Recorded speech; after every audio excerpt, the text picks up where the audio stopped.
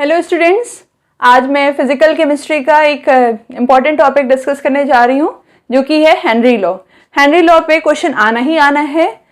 Henry law पे आएगा या तो उसके एप्लीकेशन पे आएगा और श्योर शॉर्ट आना है, इतना भी कंफर्म है। ओके, तो बहुत ध्यान से समझिए हेनरी लॉ होता क्या है। हेनरी लॉ है सिंपल सा चीज़, पर उलझ जाते हो आप लोग उसको समझने में। तो मैं एक अपनी ईजी वे में समझाने की कोशिश कर रही हूँ, होपफुली आपको समझ में आएगा। Henry law, the partial pressure of the gas. एक कंटेनर ले लिया, उसमें जो गैस है, ठीक है, उसका जो पार्शियल प्रेशर है, partial pressure of the gas in the vapour phase, vapour phase में जो भी गैसेस हैं उसका जो पार्शियल प्रेशर है वो डायरेक्टली प्रोपोर्शनल होगा किसके, मोल fraction of the gas in the solution.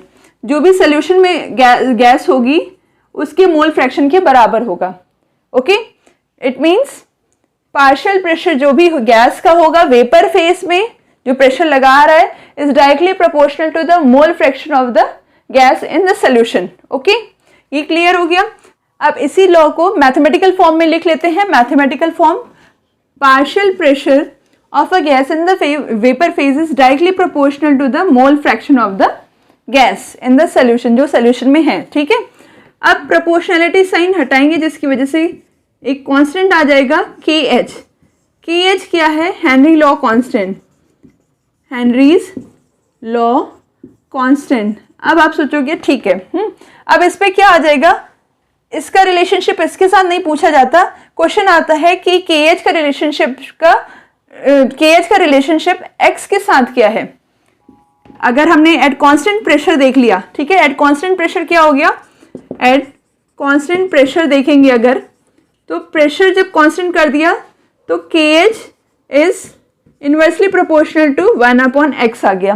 तो जब भी किसी भी क्वेश्चन का आएगा कि KH बढ़ा हुआ है तो उसका मोल फ्रैक्शन क्या होगा, या तो मोलर फ्रैक्शन क्या होगा, तो आप कहोगे उसका मोल फ्रैक्शन कम होगा।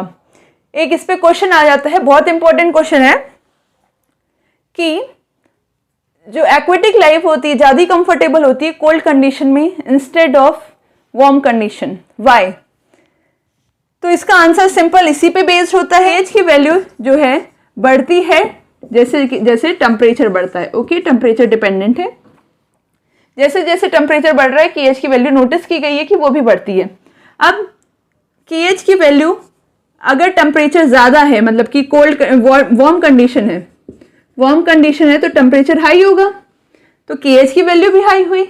अब KH की वैल्यू का हमने रिलेशनशिप मोल फ्रैक्शन से देखा जो कि इन्वर्सली है, तो मोल फ्रैक्शन जो है कम हो जाएगा। जब मोल फ्रैक्शन कम हो गया इट मीन्स जो था मोल fraction of the gas in the solution, means कि ऑक्सीजन जो है वाटर में कम डिसॉल्व होगी। ठीक है, क्योंकि एक्वेटिक लाइफ जो होती है ऑक्सीजन कहाँ से लेती है, एक्वेटिक लाइफ वाटर से लेती है ऑक्सीजन। अगर उसकी मोल फ्रैक्शन, उसकी डिसोल्यूशन ही कम हो जाएगी सोल्यूशन में, जिसकी वजह से that is not comfortable condition for the aquatic life to survive. इसी वजह से जब मोल फ्रैक्शन कम हो जाता है, अगर KH ज्यादा होता है, मोल फ्रैक्शन कम होता है, जिसकी वजह से एक्वेटिक लाइफ जो होती है अनकंफर्टेबल हो जाती है, या तो not suitable for the aquatic life.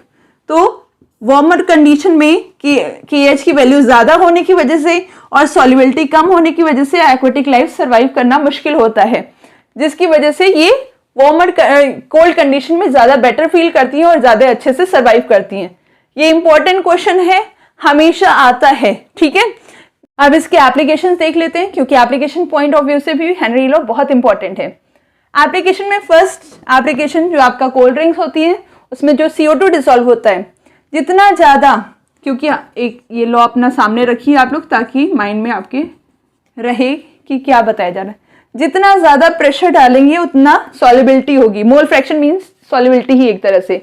ठीक है, सॉल्युबिलिटी क्यों बोल रहे हैं, क्योंकि कॉन्सेंट्रेशन जो होते हैं वो मोल फ्रैक्शन के टर्म्स में वो डिफाइन होते हैं, तो ये मोल फ्रैक्शन सॉल्युबिलिटी को रिप्लेस कर दिया है मोल फ्रैक्शन के टर्म्स में।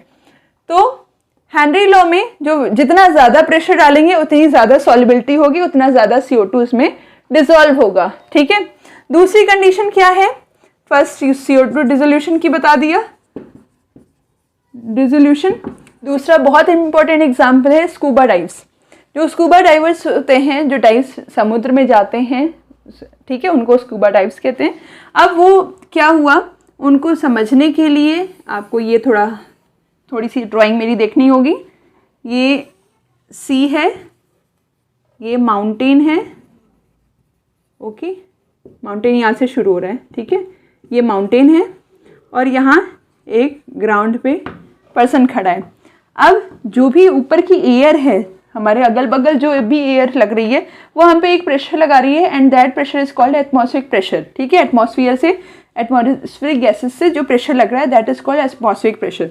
अब इस पे इतना लग रहा है, अगर वो इंसान माउंटेन पे चढ़ गया तो उस पर इतना आ रहा है क्योंकि एयर की क्वांटिटी आपकी कम हो गई, और नीचे जा रहे हैं तो और प्रेशर लग रहा है क्योंकि बहुत ज़्यादा आपके एटमॉस्फेरिक गैसेस हो गई। अब जब प्रेशर बढ़ रहा है तो मोल फ्रैक्शन भी बढ़ रहा है, इट मीन्स सॉल्युबिलिटी बढ़ रही है। जब पर्सन जो है स्कूबा डाइव्स नीचे गए, सी में जा रहे हैं, तो क्या हुआ, सॉल्युबिलिटी बढ़ गई, जिसकी वजह से क्या हुआ, ढेर सारी एटमॉस्फेरिक गैसेस उसके ब्लड में डिसॉल्व होने लग गई, ठीक है, ब्लड में डिसॉल्व होने लग गई, जिसकी वजह से वो वापस जब ऊपर आ रहा है, ठीक है, वापस ग्राउंड पे आया तो प्रेशर कम हुआ तो वो सारी गैसेस बबल्स बन करके निकलने लगती हैं तो बबल्स, जैसे कि कोई कैपिलरी में बबल्स बनने लगती है तो वो ब्लॉकेज हो जाता है या तो फ्लो नहीं होता है, रुक जाता है, जिसकी वजह से कंडीशन आती है बेंड्स की।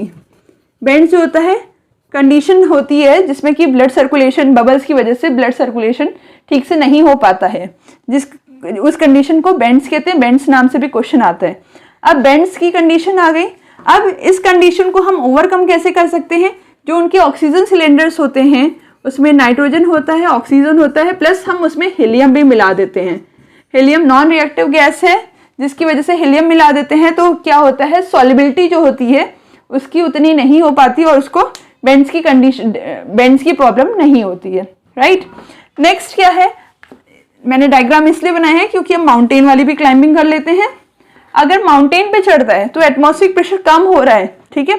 जब एटमॉस्फेरिक प्रेशर कम हुआ तो सॉल्युबिलिटी भी कम हुई तो बस्टिंग होने लगी, अंदर से निकलने लग गया। जब बस्टिंग हुई तो नोज की वेसल्स जो बहुत पतली होती हैं, अधिकतर ब्लड उसमें से निकलने लगता है और माइंड में सोचने की पावर कम होने लगती है, जिसको एनॉक्सिया भी कहते हैं, एनॉक्सिया, ठीक है। ऐसी कंडीशंस भी होती हैं जब प्रेशर कम हो गया तो मोल फ्रैक्शन भी कम हो गया, जिसकी वजह से थिंकिंग कैपेसिटी, क्वेश्चन आ सकता है, थिंकिंग कैपेसिटी माउंटेन क्लाइंबर्स की कम हो गई है, ये आपका नोज ब्लीडिंग हो रही है, तो उस कंडीशन को क्या कहते हैं, एनॉक्सिया, ठीक है। होप आपको ये एप्लीकेशन समझ में आई होगी और हेनरी लॉ समझ में आया होगा।